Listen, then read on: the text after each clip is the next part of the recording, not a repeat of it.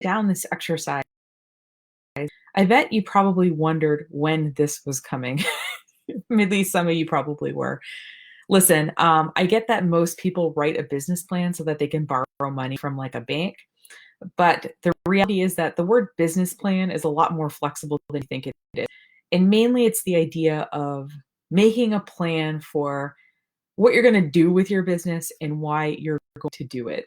So there's a few, first of all, if you just Google business plan template, you could follow that. That's what I did. I'm kind of a type A person. If you don't know me, I'm pretty linear. I'm fine with writing long form content. So that didn't intimidate me. But if you're somebody who like is maybe a more uh, non-linear thinker, your business plan doesn't have to be something you spend like 10,000 years making. It just has something that will guide your future decisions. And so when something comes up and you think, oh, should I do that? Or, oh, I'm thinking about starting with this product, your business plan will kind of guide you as to the decision.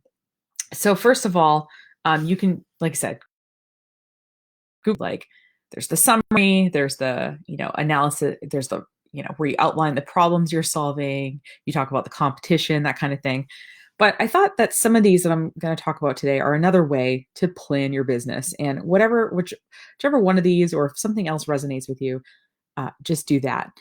But it's certainly worth thinking about. Now, I will also say too that I started my business about 6 months before I made an actual business plan. So I kind of lived with it for a while.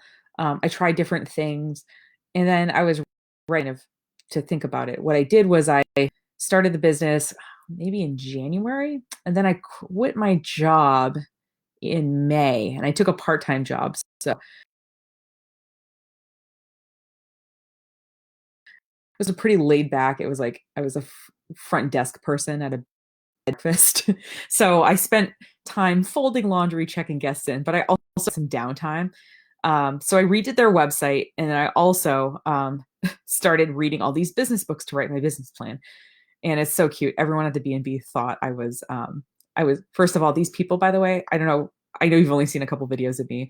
The people who own the tall, like thin Scandinavian people, and I'm sort of a short, roundish French person, dark hair, dark eyes. Everyone thought I was their daughter, which I thought was super cute.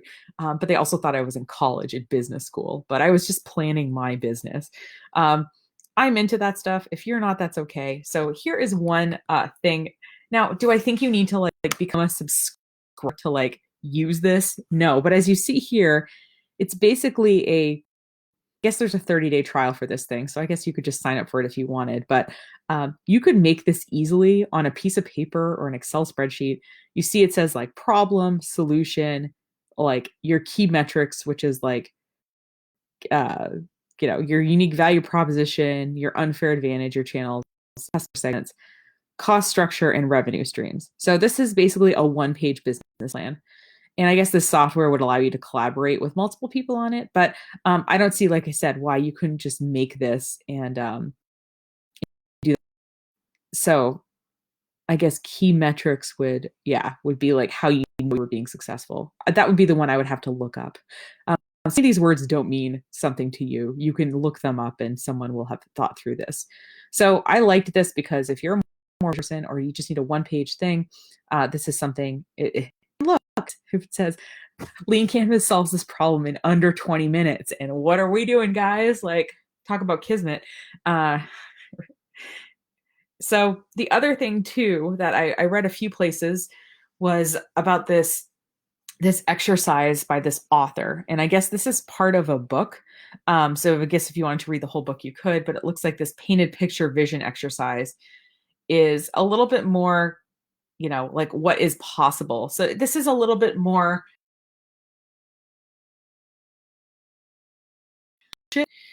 So I actually did this exercise. Well, not this exercise, but in the book, What Color is Your Parachute? There's this exercise where you basically get a large sheet of paper or multiple sheets of paper, and you get yourself something like markers or colored pencils or something. And then they just say, put on some, if you want, you can put on some music if you want or whatever. And then just they say, draw your ideal life. And the idea with kind of going in that direction is it's supposed to short circuit like your logical brain because you're not trying to write in words. So don't worry about being a good artist. But I did this about 10 years ago and I didn't have a large sheet of paper. So I had a bunch of, printer paper that I was doing this on. And I still have all my drawings. It's one of the things that I've kept. And kind of what came out of me honestly really surprised me, like things that I wanted. I wasn't expecting that. So I guess that something like that, you could do something like that for your business. And I think that that's what this exercise is sort of like. Like I said, I think the idea with like using imagery is that it keeps you from having to put everything into words, and you might be surprised what comes out. Like, what do you want for your business? And then just draw. Um, and what comes out might surprise you in a good way or in a bad way. I don't know, mostly in a good way for me. But and then, of course, like if you want to look at something a little bit more holistically, like you want to think that this business as part of your life, not like a thing by itself. There is, I think, a value in seeing it by itself. But if you're more of like the person that's running this business part time, and you're like, hey, listen, I got all these things going on in my life, and this is just one of them. Maybe you want to look at your life a little bit more holistically in general. So I did this business class, and we made one of the assignments was to make a vision movie. And apparently there's a movie called Vision Movie, which is annoying when you look stuff up.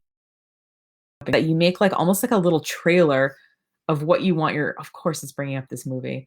It's bringing, but you basically short film about what you want your life to look like. So I did this like, geez, almost 2 years ago. I did this a movie, and I was like, this is so silly. Now I can't play it because it has copyrighted music on it, and this is just, but I can show you kind of like what it looks like, which is like, oh, I want to live in a cool house. I want to have a lot of books. So I like pulled together all the things that I wanted to like do in my life in an upbeat, fun song. And whenever I'm like not sure of myself or, even to like start the day, I like watch this movie. And what's really interesting is if you do this kind of exercise, what happens, at least what happens to me, is like this stuff has actually happened to me. Like I've actually, because I know that I wanted it, I must have been subconsciously kind of paying attention to things and sort of moving my life in that direction, which I thought was kind of cool. Again, like I said, it took me about a week to do this, and it felt so. I was like, I can't believe I'm spending time doing this.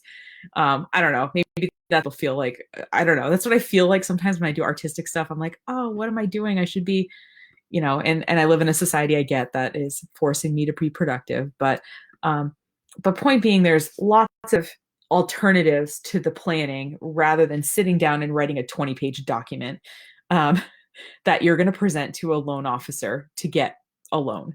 And I think a lot of us probably, like I said, certainly wasn't in that position when I started. I was bootstrapping or whatever we're using instead of the word bootstrapping these days. But I think it's really helpful now that you've been living with your business for a couple of weeks and working on it and kind of seeing like what you need to do next and all that. It's important to kind of organize it a little bit so that as you do stuff, you're doing the stuff in the order that makes sense. And also, if there are some things that, really, are not something that are part of what you're trying to build, then you can just let them go without worrying about it. So even with your little tiny business, I would suggest doing something in the way of planning. And hopefully this exercise is a little bit easier. I find that sometimes people try to do this right at the beginning when you don't quite know, like, you haven't actually tried to sell anything, or you haven't actually tried to offer services. You haven't like started your marketing yet and gotten feedback from people. So I find that this is helpful to do at this point. You've been doing what you're doing for a little bit and probably know a lot more now than you did at the beginning of this process. And you probably, like I said, you've been talking with people about it. And so you've probably been getting some feedback, whether you want it or not. So yeah, I say make a plan, Stan. No need to be coy, Roy. Just get yourself set up for success. I don't think that's how that song goes, but that's how I'll make it go. All right. Well, I will let you guys do that. I know I just basically said a lot of work, but I hope that you're not intimidated by the business plan structure, because it looks like there's a lot of people out there who've thought through how else to do this. That isn't that document. So happy planning. And I will see you tomorrow for our final day together. Oh my God, I'm like a little sad. I don't know if I should put together a slideshow of memories or something like that, but I'll try to think of something special for tomorrow anyway to send you off in style. So, anyway, thanks so much for watching. Have a great day, and I will.